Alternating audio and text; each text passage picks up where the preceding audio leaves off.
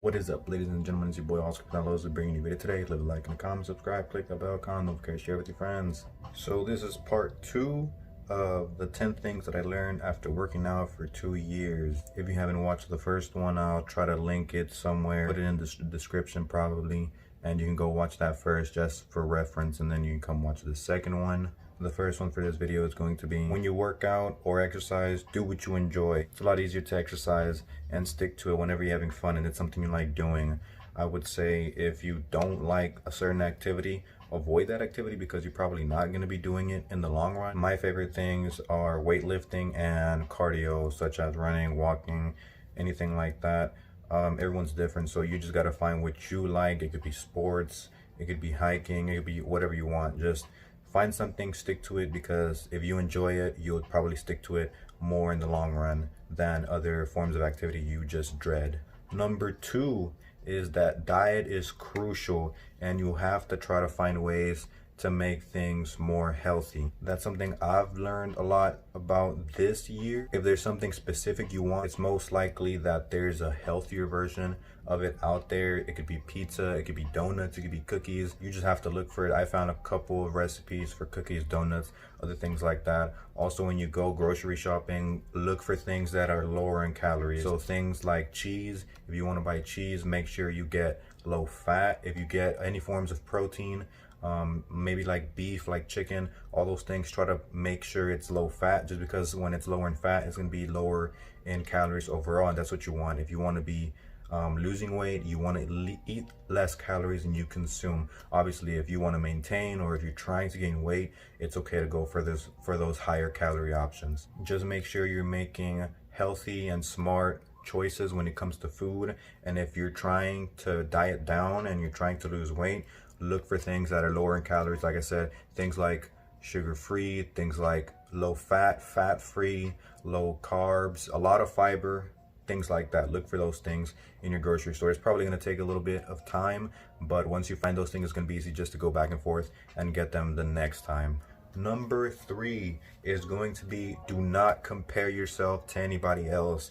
All of our bodies are different, and you're going to make progress differently than other people. It's okay to draw inspiration from others, but never tell yourself, I want to look like X person, because we all have different genetics. No one is going to look the same. Even brothers and sisters don't look the same. Don't try to look like someone else. Most likely you're not going to look like them. You are a completely different person. You have a unique set of genetics compared to that person. Like I said, it's okay to draw inspiration from them. Just don't compare yourself, because when you compare yourself to someone else, not only is that unhealthy because you're looking at someone else and you're saying you want to look like them, it's also going to set an unrealistic image of what you can attain. This is kind of a tangent.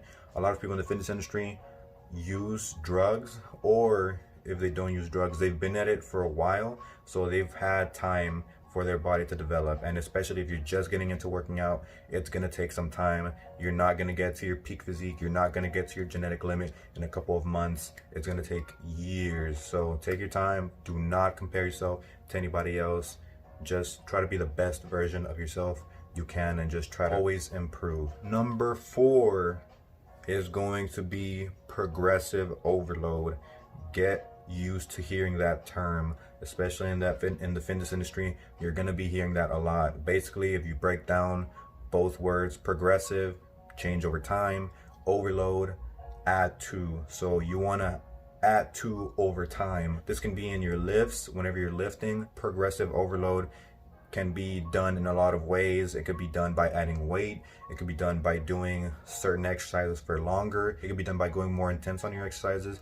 It could be done by adding more reps. There's a lot of different variations for progressive overload, but basically the main thing is that you always want to be challenging yourself. You always want to be changing and trying to challenge your body to new things, because it's okay to stay at one spot, but when it comes to weightlifting, at least, if you stop giving your body stimulus and you stop challenging it, it's gonna stop growing. So if you want to make muscle gains, you're gonna have to find some way of progressive overload.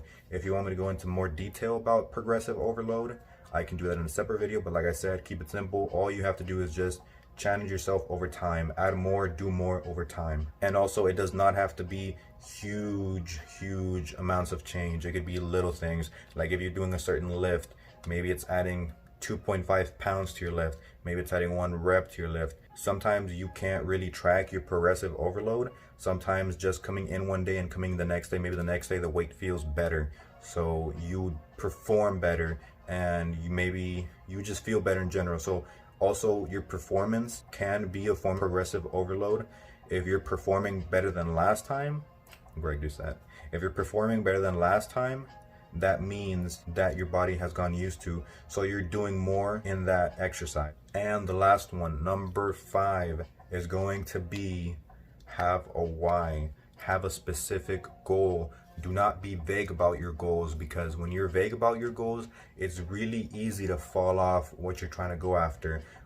One analogy I heard recently is, imagine going to a gun range. If you go to a gun range and you have the little target, it's a lot easier to, point the gun and shoot at the target. But let's say you go to that same gun range, you don't have a target, and you have your gun. What are you shooting at? You have nothing to aim towards. That's the same thing with fitness. That's the same thing with everything in life, basically. You want to make sure you know what you're aiming at, because then you can lock into it and you can be more precise, and that way you know where you're going, you know the path you're taking, you know what you're trying to reach. When you don't have a goal, it's really easy to just give up, just because, like I said, you have nothing that you're really aiming towards. So if you want to lose weight, set a number, even if it's just a small number, even if it's just saying, okay, I want to be 10 pounds heavier. At least you have that set, you have that number. You're saying, okay, I want to be 10 pounds heavier, instead of saying, I want to lose weight. You have to be really specific about what you want. Otherwise, it's going to be really easy to just fall off what you're doing. Well, those were the other 5 things I learned in the past 2 years of working out consistently. If you guys like this video, leave a like and comment, subscribe, click that bell icon, and don't forget to share with your friends. I am doing online coaching, so I'm going to leave my email and I'm going to leave my Instagram handle down in the description. If you're interested in that, send me an email, send me a DM, and we can get started. If you have any questions, leave it down in the comments. Any suggestions, leave it down in the comments. Any criticism or anything at all, constructive criticism, I'm open to that. So just leave it down in the comments. But I appreciate you watching my video. I'll see you in the next one.